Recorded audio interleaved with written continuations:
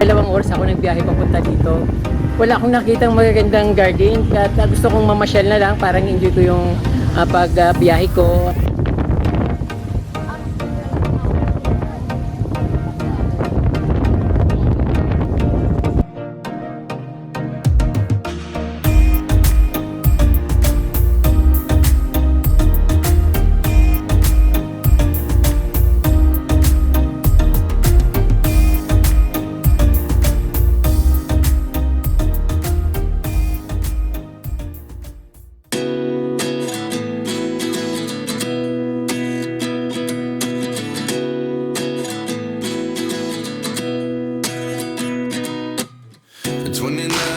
Myself wondering what did happen to the last 10. I ran away with my life, fast forward, never turn back again. It's kind of funny that the more we pass time, the more we need to set the rewind. And 19 was the year I had to leave you, but now I'm seeing all the signs. Is this really happening? I can't believe it's true. I'm just as surprised as you. This really happening? I can't be too sure, but one day I'll be yours again.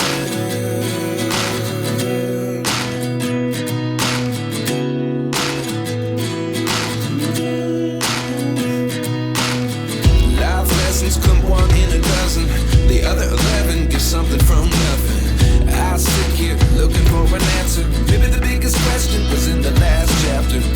You gave me the soul I have today. Without you I never could have moved away. But now I see what you teach. I do believe I always should have stayed. Yeah. Is this really happening? I can't believe it's true. I'm just as surprised as you. Is this really happening? I can't be too sure, but one day I'll be yours again. One day I'll be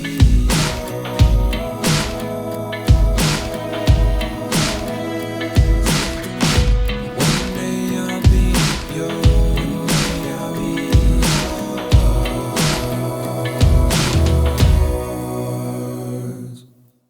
Life lessons come 1 in a dozen. The other 11 get something from nothing. Life lessons come 1 in a dozen. The other 11 get something from nothing. Life lessons come 1 in a dozen. The other 11 get something from nothing. Life changes just open the door. One thing's certain, I'll always be yours.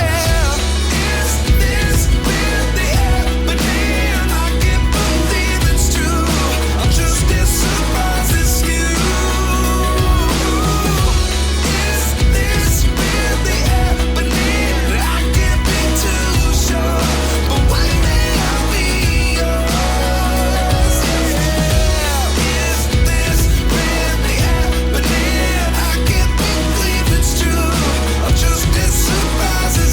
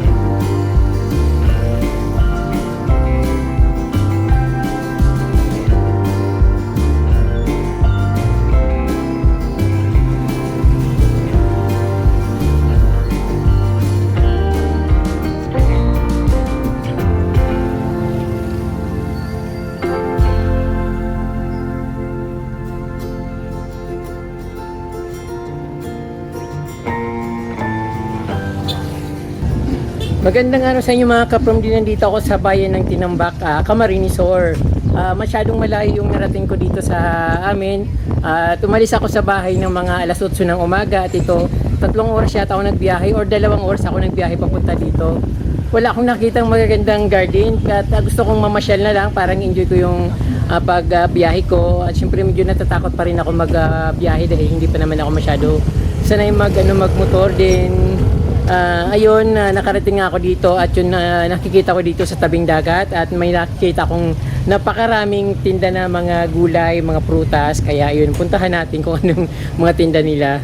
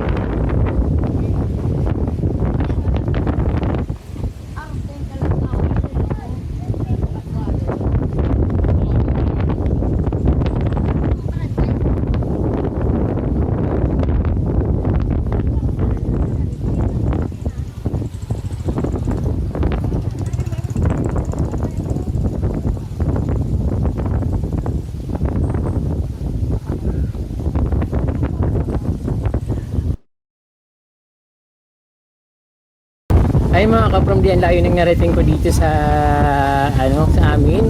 So hindi ko akalain na makarating ako dito sa bayan ng Tinambak. So ito pala yung makikita dito.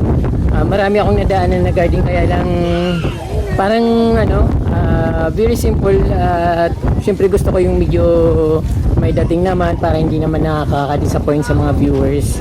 Kaya ito kaprom, dumiritso ako dito sa bayan ng Tinambak, kaya yun. Napakaraming dito, mga tindahan ng gulay, mga prutas. So halo-halo na sila dito, may vegetable saka prutas. Nasa tabing dagat itong kanilang talipapa, pero napakasarap, napakaganda ng hangin. At syempre maaniwalas kasi nasa tabing dagat, katulad ng nakikita nyo, napakaganda ng tanawin. Kaya lang yung dito, parang dagat dito, parang yung tawag din, malabo siya, hindi siya magandang beach. Fronting Pacific Ocean yata itong dito lugar kasi nasa Tinambak.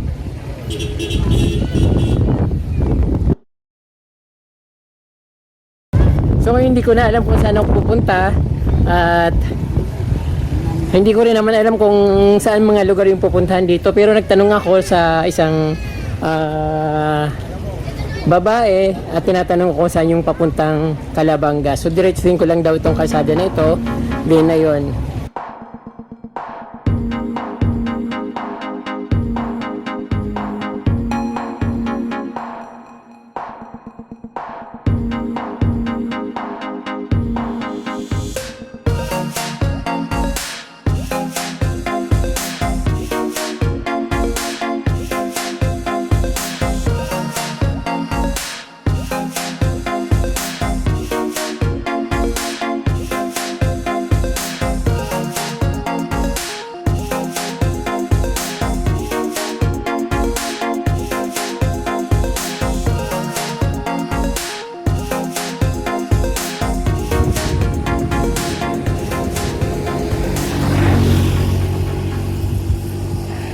Ngayon ka from hindi ko na alam kung saan ako naroroon, kung saan lugar ako dito sa bayan ng I think Calabanga na ito, kasi parang may nadaanan akong welcome from Tinambak. So may nakita akong malaking parang lake dito. Hindi naman siya part ng dagat kasi maliit lang siya, pero malinaw or something na malaking ilog.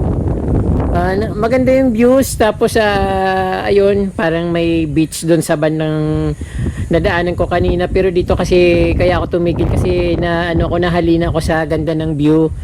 Ayun, nakikita nyo yan.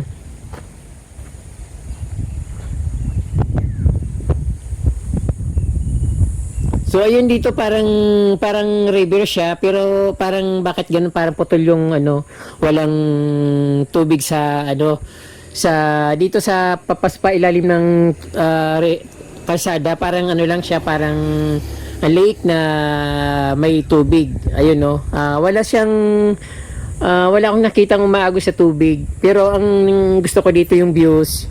Kahit na ano, papagod ako sa biyahe, na-enjoy ko yung mga tanawin dito. Sana may makita na ako magandang garden para matapos na yung pagbibiyahe ko at uwi na ako kasi napapagod na talaga ako. Ayan, maganda naman yung views dito.